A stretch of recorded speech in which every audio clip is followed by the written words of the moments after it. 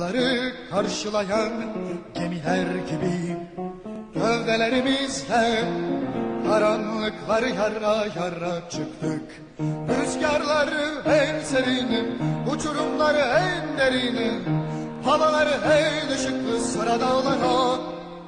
Hey, hey, hop, hop, hey, hey, hop, hop, hey, hey, hop, hop. Dostların arasındayız, güneşin sofrasındayız. Dostların arasındayız, güneşin sofrasındayız.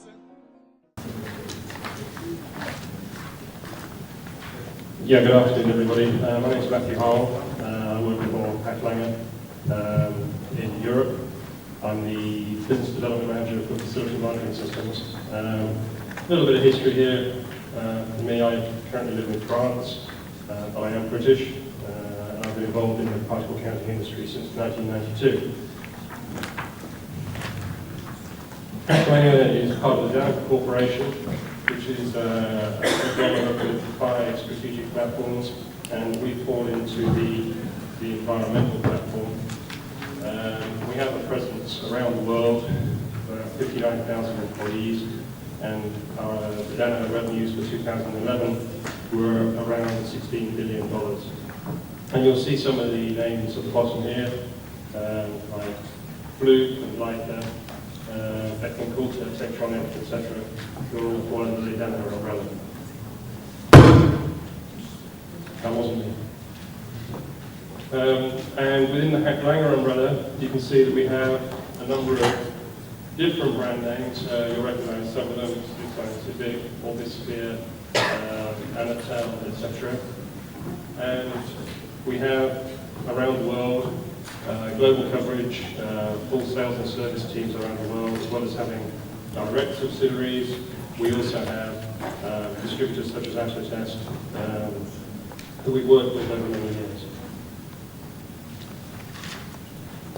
And in the Harle product line, as relates to life sciences, we have the 4 brands that you can see here.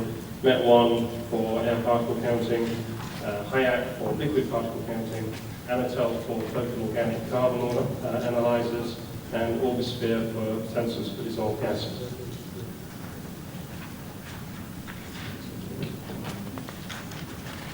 So we'll look at particle counting to start with. The idea behind my presentation is we'll look at different sections. So we'll look at particle counting, what makes up a facility monitoring system, portable particle counters, and then handheld particle counters at the end. If you have any questions as we go along, please don't hesitate to ask. If you want to ask me afterwards, I'll be hanging around afterwards as well, so by all means, please do. So why do we particle counters in the pharmaceutical industry? I'm quite sure that if we didn't have to, none of us would. So there are 2 reasons why we do. Primarily, it's these 2 standards. ISO 14644, which we use for classifying our clean rooms, and EU GMP Annex 1 or CGMP or IC standard, whichever one is being used with regard to manufacture of sterile medicinal products. And the reason we carry out particle counting, and this is what we're looking for, is we're looking for particles in this sort of size range, because we're trying to avoid getting any bacteria in our products and contaminating our products and contaminating our users of our products.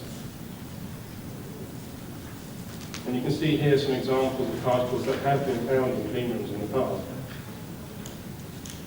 This is probably from a semiconductor clean room, a fiber from a wipe perhaps, skin flakes, and these are some examples of bacteria. You can see the sort of size that we're looking for is less than 5 micron, probably about 2.5 micron, which kind of explains why we monitor at 0.5 micron and 5 micron. The really interesting thing here for me is that the biggest contaminant in the clean room is people. We're the ones that generate all the particles, we're the ones that shed all the particles, which is why it's really important to have a good gowning process in your clean room, and to make sure that you follow the right procedures. You don't run around the clean room, etc. So let's have a look at what comprises a facility monitoring system. Start by looking at how a particle counter works. So it's really quite simple in theory. We have a laser diode that's focused into a light trap here, and we have a photodetector that is opposite a mirror. As a particle comes through the laser beam, it scatters that laser light, and any scattered light is reflected by the mirror onto the photodetector. The photodetector then generates a pulse, and that pulse is proportional to the size of a particle. So the larger the particle, the larger the pulse. And then, using electronics, we convert that data to give us particle counts in the right sizes.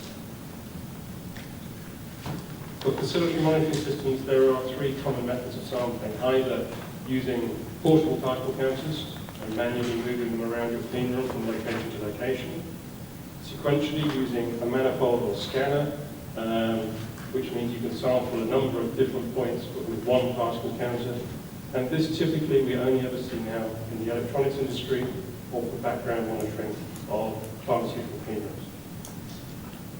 And probably the most common method that we see within the pharma industry now is using remote sensors, where we have point-of-view sensors, so a sensor at each sample point that we want, with all that data being sent back to a PC, which is running some form of software. There is a trade-off, depending upon the type of system that you have. And you can see here as an illustration of the differences and the advantages and perhaps disadvantages of systems. Portables are much more flexible. The initial cost is lower, the initial cost is higher for remotes, but for remotes we have much more data.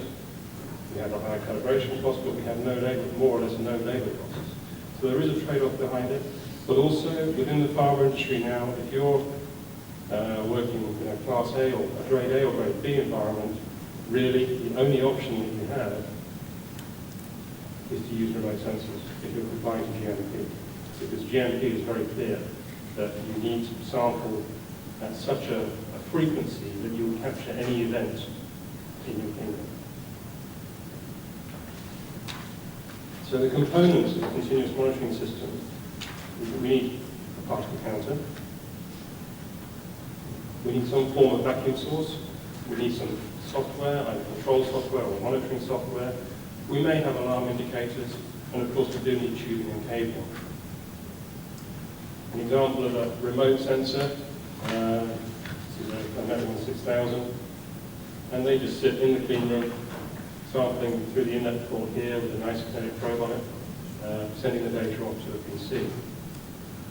And this is what they look like inside. You can see that they're quite simple.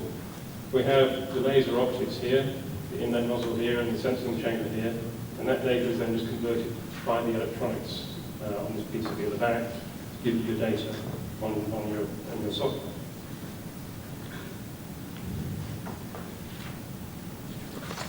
And this is another version which has an IP65 enclosure. So if your clean room is an area that's maybe you need to wash it down, etc., this is the type of sensor that you can use that's protected during that washdown process. They need to be installed, so you need to have some means of installation. It can be using plates like this that mount on the wall and the sensor just hooks onto it, or DIN rails, or whatever it needs to be. You also need to have a vacuum source. Now, there are different ways of providing vacuum for remote counters. This is an example of this is an example of a system with redundancy, so it has two pumps, only one is used at any time, and if the flow on one of them gets too low, then it will switch over automatically to the next pump. This is was installed in a very large system in France, I think running more than 40 remote sensors. So you can see that if I give you an idea, you don't really get the idea from this picture, but this frame stands about this way. Another alternative is to have individual pumps per sensor. So for smaller systems, this tends to be an advantage because it means that for every counter that we have in the system, we have one pump, which means that we can control the flows of each counter. It makes it easier if we have to remove a counter for calibration or something similar. All we have to do is stop that one pump, take the counter out, replace it, start it again. vacuum can be provided by a sensor with an internal pump. So, in this case, we have exactly the same sensor as you saw previously in the 6000 and 7000, a power supply, and an internal pump here that's filtered on the outlet. So, as the air goes back into the clean room, you're not contaminating the clean room.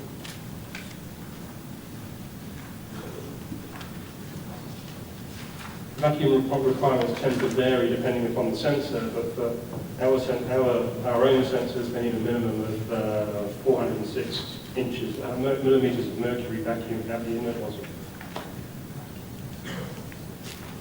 As long as you have this minimum amount of vacuum, you will always have the right flow through the counter, because the counter uses a crystal orifice which is mounted just here. And so for as long as you have a minimum vacuum here, you will always have the right flow rate through the counter. Of course, we have the counters. We need to get the data back to something, so we need to use some form of software package to control the counter and to gather that data. And we need to gather it in a manner that's acceptable to the regulators. There are various packages available depending upon the type of system that you have or want, the size of the system, complexity of it, whether it needs to serve data into other parts of your own building management system or limb system. This is an example of a software package. I think you're going to see more about this in a minute when John Goodchild speaks, because Pharmograph, we've worked with Pharmograph for a long time as our software supplier. So I think John will give more in-depth knowledge, more in-depth information about this. But this is an example of Vigilite, which is an off-the-shelf package, if you like, that allows us to configure it simply and quickly. It's supplied with all its documentation, and you can see that we have an example of particle counters here that can each be controlled using the controls, the zeros and ones here. And we also can add in additional parameters for temperature and humidity and pressure. All the software packages that we use are 21 CFR Part 11 compliant, comply fully with regulations. So as I said, it's the light monitoring software is an off-the-price list solution. It's bound in application. This means that really what you see is what you get. It can't be changed in terms of appearance. You can't have a facility map in it, for example.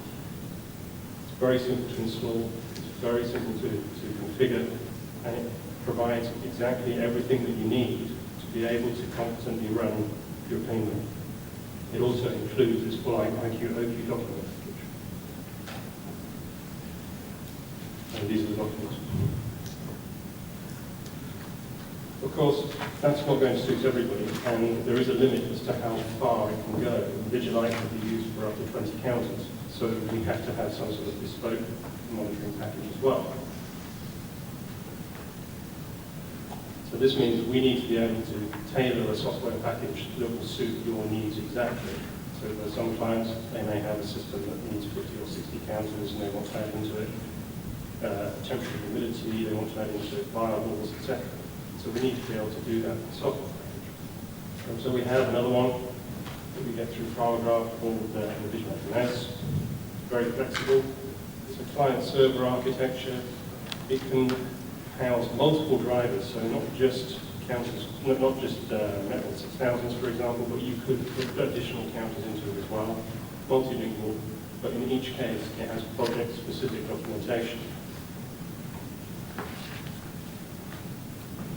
And this is what I mean by a server-client architecture.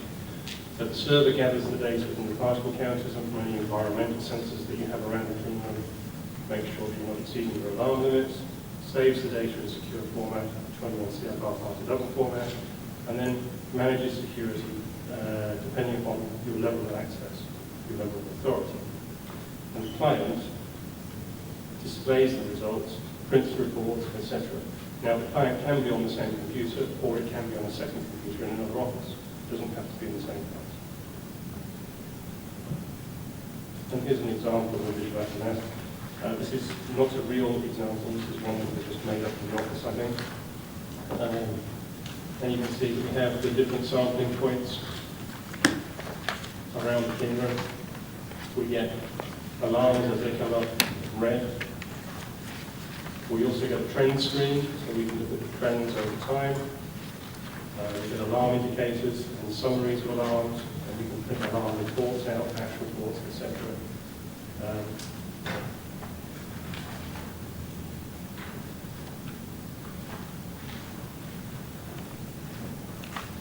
And then we also need to have some form of alarm indicator.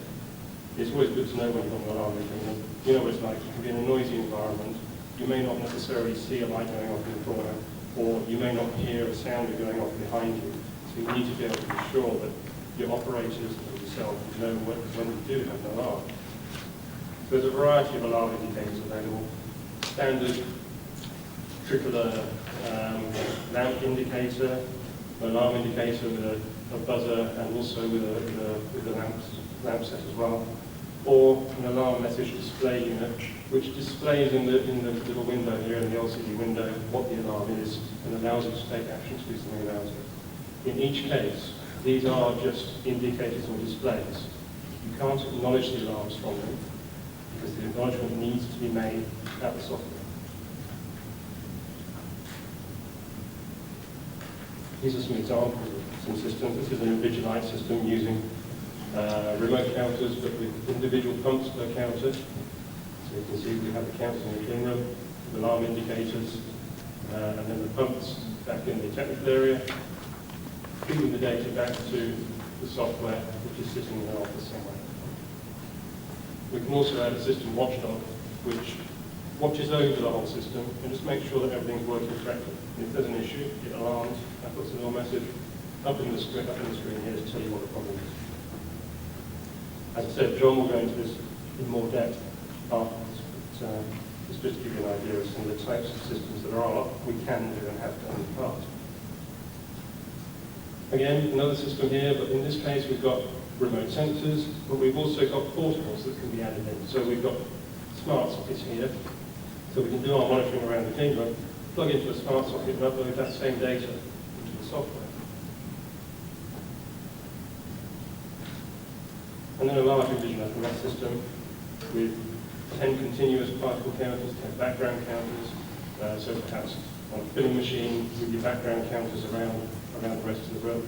Again, all with individual pumps. They don't have to be individual pumps, they could be one large vacuum system with the data being fed back to the server, and then with a client PC here just to view what's going on, and perhaps a touchscreen in the clean room as well. And about a more complex system. Are there any questions on facility monitoring systems? I know it's a very quick overview, but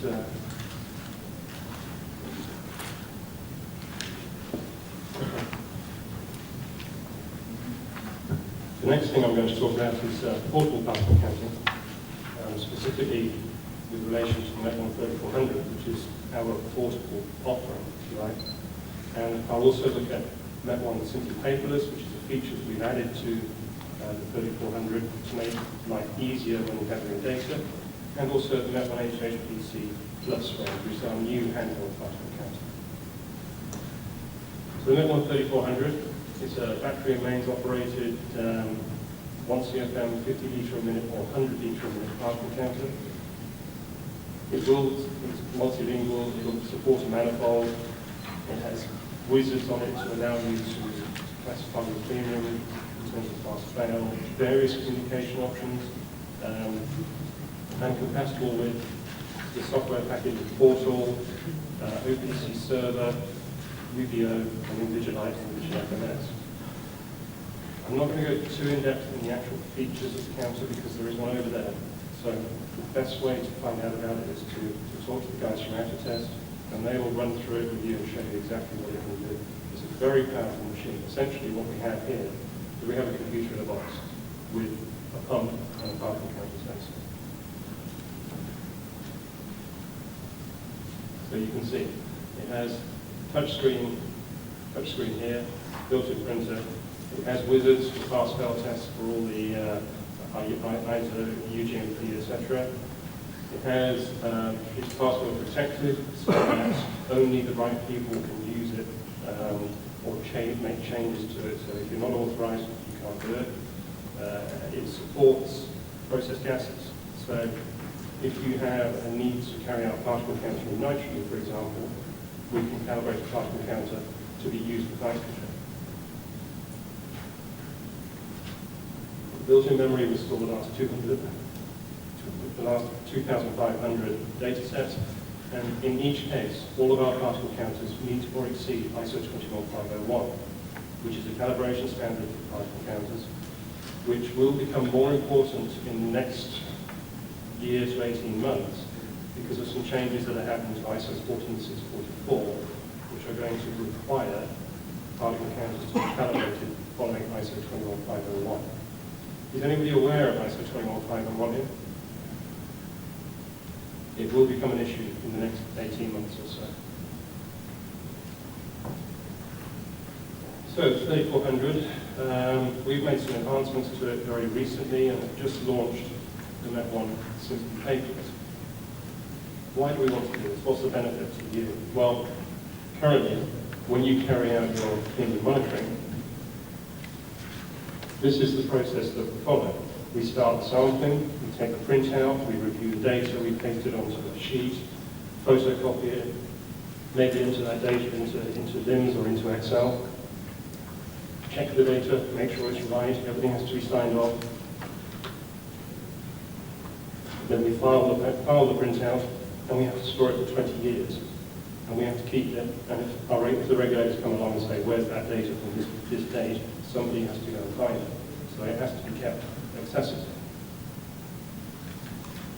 Some of our customers in the US said to us, well, we said to them, what would make your life better? How can we improve it? And they said, well, if we look at the quote from Merck, 90% of our environmental monitoring groups are taking, signing, scanning, and manually transferring data to them. If we look at Novartis, which is particularly telling, for every 8 hours of particle counting data, take 2 of those hours to start manipulating the data and to secure the electronic form. I tried to avoid it. Are we all awake now?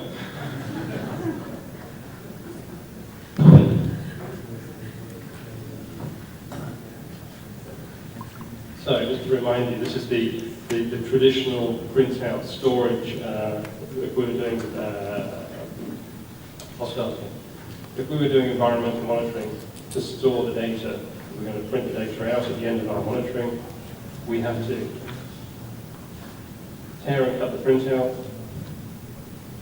We then have to stick it onto paper and photocopy it because the printouts made on thermal paper.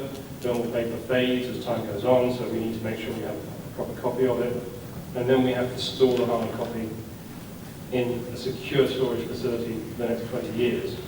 Now that storage facility needs to be fairly nearby, but it's probably not going to be in the same site as your production facility. So if you are inspected and a regulator says, I want this data, someone's going to go and get it. It's not always easy.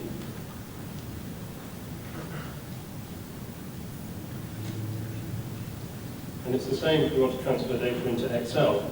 We have to tear and cut the printout, we have to stick it onto paper, we have to make a photocopy of it, then we have to transfer that data manually into Excel, which again costs a lot of time and is also prone to errors.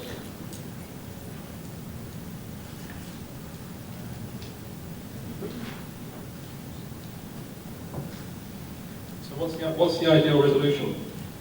We need something that's not going to impact our SOPs.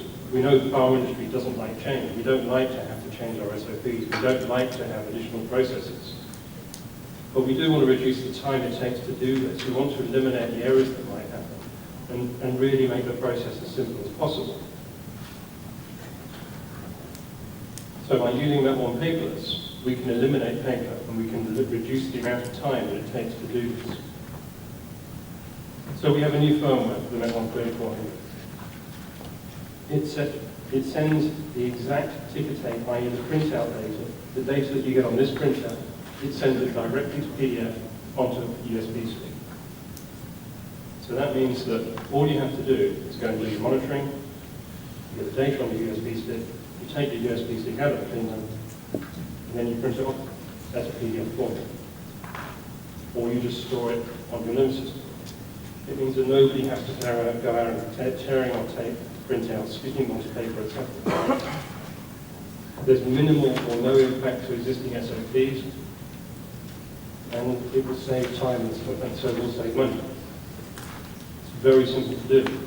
It's simply a question of setting up adding the firmware through the USB stick, plugging in the USB, starting sampling, and then taking the data out in this format. And it's the same for spreadsheets. At the moment, remember, we're taking the printout, we're adding it, we're sticking it onto paper and signing across it. We're then adding that paper into, this is for storing again, just to remind you of the process. Whereas we could do with Net 1 paper, simply paperless, we can take it just straight to this.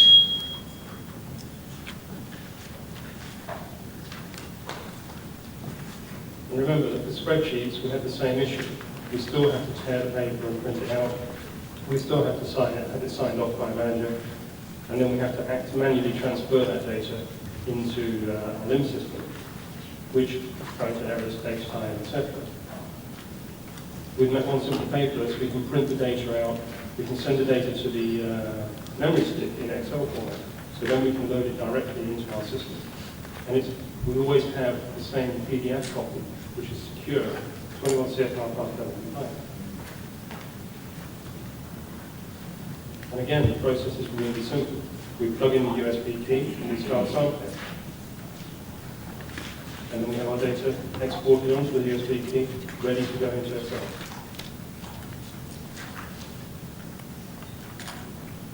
So in summary, we have a minimal impact on SOPs. We have a 4-page validation document. It's a fully secure PDF format that's 21 CFR Part 11 compliant. Currently, only Net 1 can offer you this. We patent protected it, so currently it's ours for the next couple of years, I think.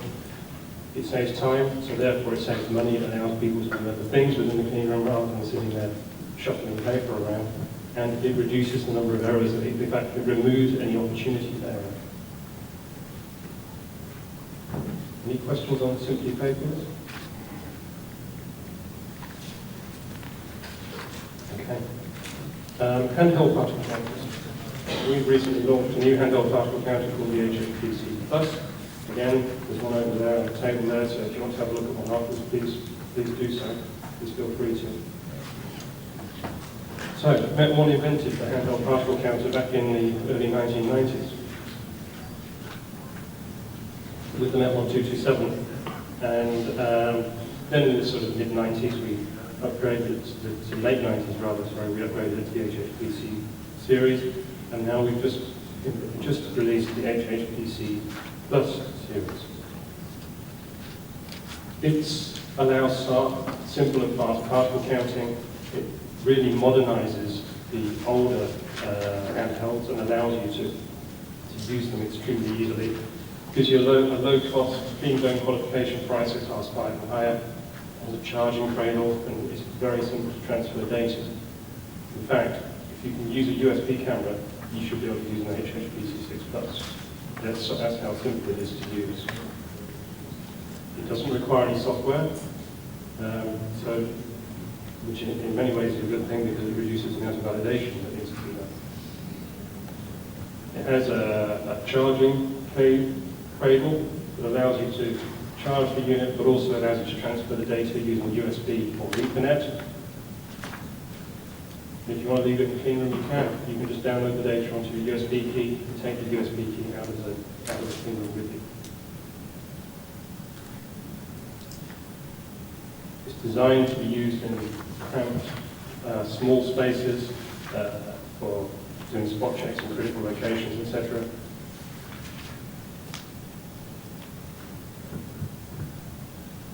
And it's very intuitive to use. It's very simple to use, and it's essentially driven around these 4 arrow keys and the center key, the enter key here in the center.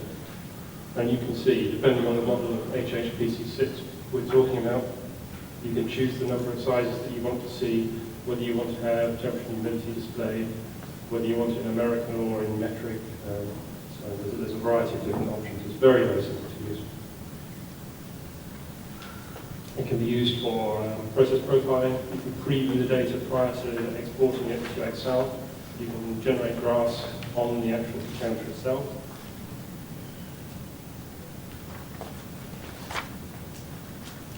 And a quick overview of the different types that are available. In fact,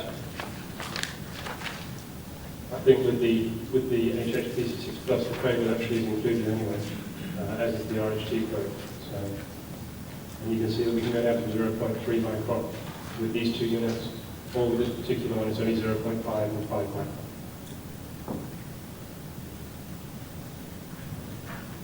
And these are the type of industries where we see it being used. In the regulated manufacturing industries, food and beverage, hospitals, electronics as well, are all the types of industries where the HHPC6 Plus will be used. Here we go, high technology manufacturing. It uses an icon-driven user interface. So when I first saw the HHPC6 Plus on the next exhibition in Frankfurt, and someone gave it to me, okay, I'll spend a couple of minutes looking at it. And it really, I'm no expert at these things. I find technology sometimes just baffles me. But I found this pretty easy to use. So I imagine that for most people, it's a question of just picking it up, going, yeah, I can play with this, and working it out. This really is very easy to use. On the bottom of it, we've got various different connections so that we can connect it to the cradle. We can stick a USB memory stick in the bottom of it. We can mount it on a tripod if we want to, so if we want to stick it somewhere in the clean room, which is not necessarily it's not always very easy to stand there like this, holding something for half an hour, so we can put it on a tripod, and we can charge it through the bottom as well. So, in summary, all the F1 sensors use patented long-life laser technology, which has a mean time before failure of at least 10 years. And I think if you calculate it based upon the data we have, it works out at about 13 years. All of our counters meet or exceed ISO 21501-4. We have software packages that can be configured to meet every need, really. We also have a dedicated FMS team in Europe, North Africa and Middle East, who are there to help people install systems from the very moment they decide they want to have one to the point that it's actually finished and installed and delivered. We've installed many systems, many hundreds of systems around the world. We have a global service and support network, and we're fully supported here in Turkey by Autosets, who we've worked with for more than 20 years. And these are some of the customers who we have worked with around the world. Thank you very much. Are there any questions? If you do have any comments? Yes. Hello. My name is Ali Toroğlu from Santos. I have a question for the calibration of that equipment. Yeah. Is Autotest gives the calibration service in Turkey? Yes. And I have one more question. For the using of this equipment, normally we measure the airborne particles in the room at rest position. Yeah. With that equipment, how can I measure particle counts in the room without nobody inside? Without personnel inside. I'm not sure whether it has a delay function.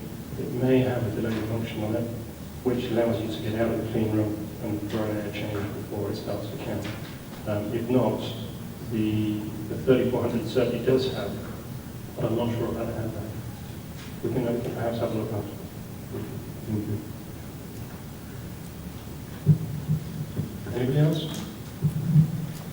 Well, thank you very much for listening. As I say, if you do have any more questions, by all means, please just catch hold of me afterwards, and I'm around for the next couple of days. Thank you.